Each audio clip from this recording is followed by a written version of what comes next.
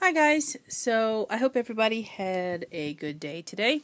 It is Wednesday, so middle of the week, halfway to go, or halfway past us, right?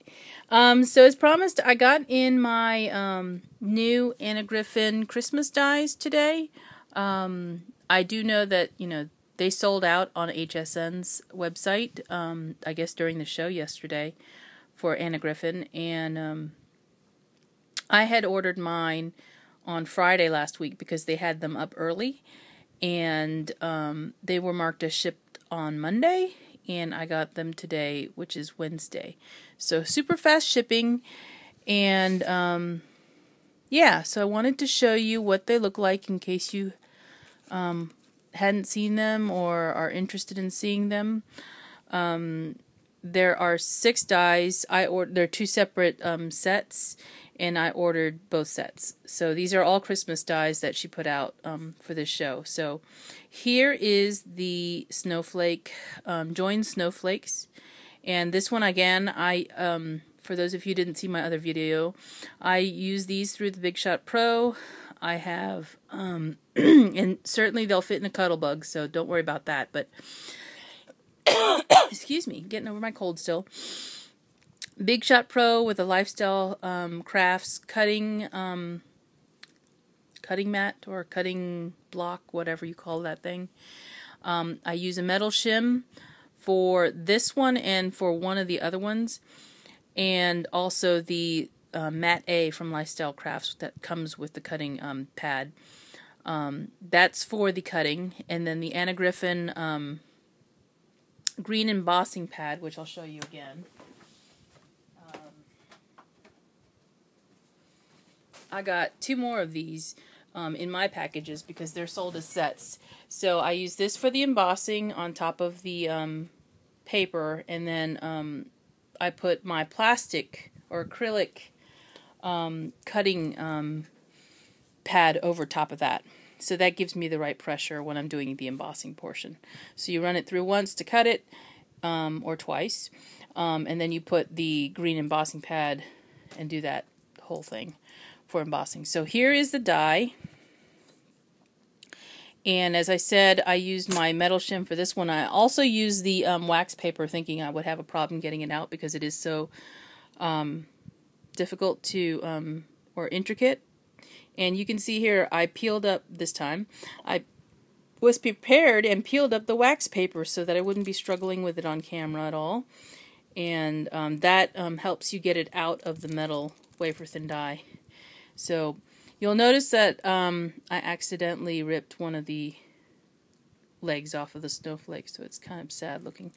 But here is the die cut, and I have the arm somewhere, and then you can see if I can focus in the embossing.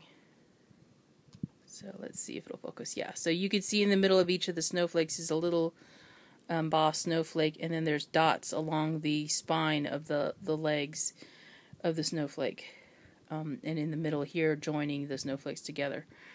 So it's very nice for for cards and for layouts. So thought you might like to see that one. That's the first one, and I'll do all the snowflake ones first just because it'll probably be nicer that way.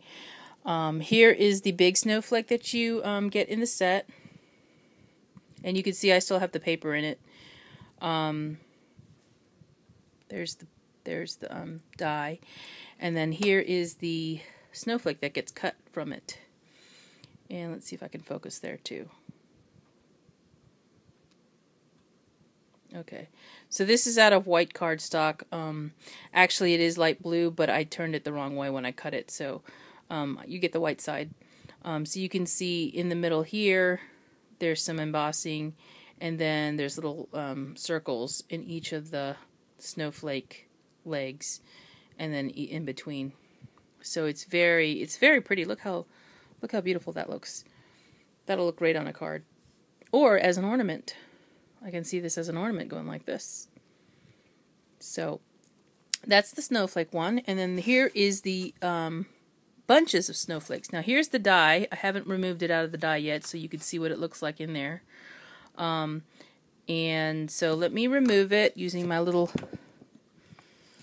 pointy tool. And hopefully I don't put a hole in this die cut. Okay, so I think I can remove it now. And I was just pressing on certain areas to try and release it. Looks like I need to do a little bit more. I'm being rather ginger with this because I don't want it to go through the paper where it's not supposed to. So, oh, okay, here we go. So now I can grab it and hopefully remove it a little bit, maybe some more. These are a little bit more difficult than the other ones are. I think it's because those snowflakes have those little spindly legs, and I just don't want to ruin all the work that I just did to, you know, to get it all cut. So I'm being a little bit delicate with it all, not knowing how it's going to look once it comes out. So let's see. Of course, you do this on camera. You don't want to mess it up. Oh, here we go. Let's see. Okay. So this paper is actually pastel blue, and you can see that because the other side is white.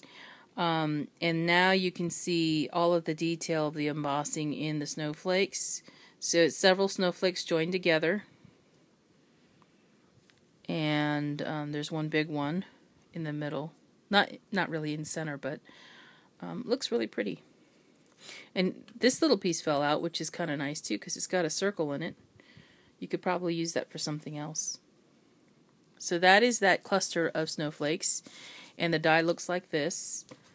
And you can see the paper still in there, so I just have to go through and poke all that out.